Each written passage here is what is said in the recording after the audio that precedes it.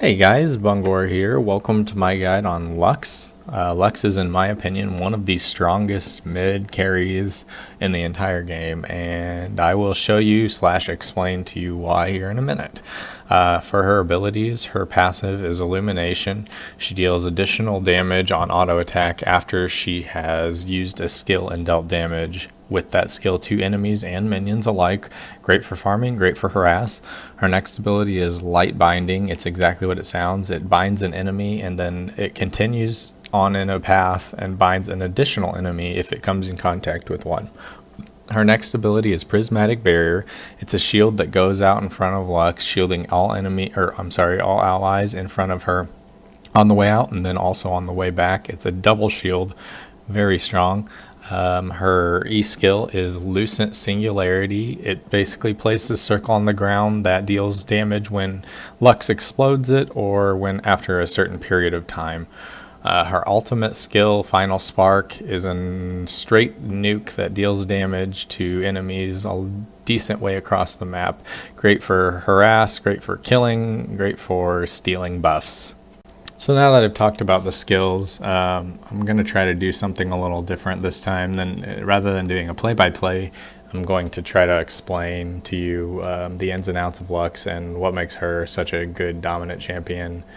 And as you can see right there, the CC is it's fantastic. You really can't find that on very many mid champions. So there's a lot of different things about Lux that make her a great champion. For one, her crowd control.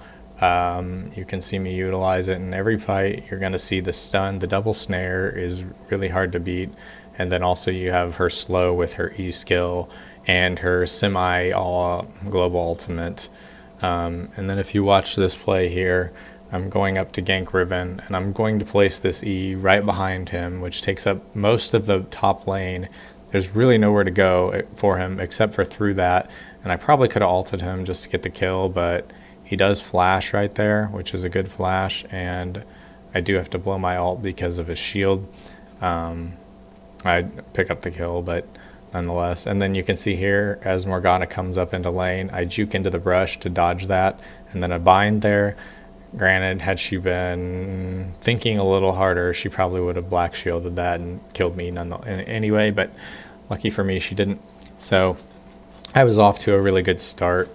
And so for maxing skills, I typically max E, Q, and W, and getting R anytime available, of course. The reason is, for one, E is easier skill to land when you're laning against opponent. It's easier to land on your enemy opponent, and it's also easier to farm with. So as you can see, most of the time I'll throw that skill in the middle of the minion wave or in the back, blow it up, and then I'll use my auto attack with my passive to farm those minions, and it makes farming much easier. And that's pretty much what you do early game. You push your lane, farm it with your E skill, and then you go back and then you try to go gank lanes. And as you see here, I just keep doing that. I keep roaming towards the bottom, trying to figure out if I can pick up kills, and then I go back to mid. The other thing you can do is you can farm your Wraith camps or other jungle camps. If you're feeling really cocky, you can go farm the enemy jungle, but you have to really know what you're doing there. So like I said, maxing skills is E as your little slow bubble, and then your Q skill, your shield last, and grabbing your ult whenever available.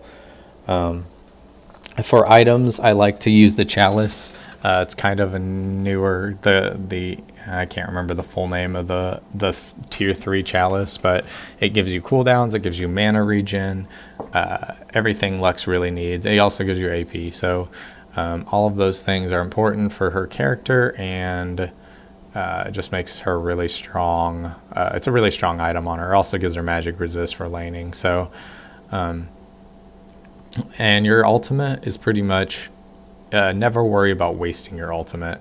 If there's one guy that you think you can possibly pick up a kill on, use it. It's worth it because it's going to be pretty. The cooldown is really low. You'll always, it'll always be up by the next team fight or whatever. So Don't worry about blowing it too much. It's a great way to steal buffs also. You can steal blue, red, not that you really need to steal red too much, but blue, dragon, and then even Baron on occasion. I've done a time or two. But just using that CC, you can, help your team pick up kills. And the ultimate, people underestimate the damage of that thing. And it's fairly hard to dodge if aimed correctly. And here you'll see the combo, bam. And that was with a shield from Morgana, completely negated a lot of the damage, and I still dealt enough damage to help Blitz pick up that kill. And right there, that was 2 skills right on Riven. Like I said, I'm pretty strong at this point. I'm building the Liandry's. I don't have that Chalice yet, although I would recommend it in the future. I'm probably going to go Chalice first into Rabadon's, and then Liandry's and Zhonya's. Liandry's is kind of just, I think it's a fun item. I don't know if it's necessarily an amazing item on Lux, but coupled with your ult and stuff, it deals DOT to all the characters it hits. And then you also have your AoE E skills. So all that together, I think, makes it a pretty strong item, but I wouldn't lead with that. Zhonya's is probably a good bet after the Chalice because it's a safer skill. You can choose whether to do that or a Zhonya's if you're doing really well, but it's kind of preference, personal preference there, and depending on who you're playing against as well. So now let's talk about team fights. Probably the most important thing about playing Lux is positioning. You can deal insane amounts of damage without ever putting yourself in a bad position. Unless they have a super dive comp, which does happen, it's going to be very hard for them to get to you. As you can see, most of these fights, I'm not the one taking the damage. It's my teammates, and I just kind of sit in the back and pick people off. Which is why Magias is sometimes a good item on her. I used to play support Lux because I hate playing normal support characters because they're boring, and I would always build a Magias just for fun. And you can get a lot of stacks even just through assists and using your ultimate during team fights. And here you'll see the combination: a snare and then ult followed by an E kills her from basically 2/3 HP immediately. And then so using that ult effectively in that combo can be really just insane. And here you'll see the shield coming off on Twitch to probably save his life. I don't know if he would have died or not, but never underestimate that either. It's a double shield, so it shields you once and then it shields you again when it comes back through. So trying to think, that's more or less it. Positioning is the biggest thing. Always try to be in the back during team fights.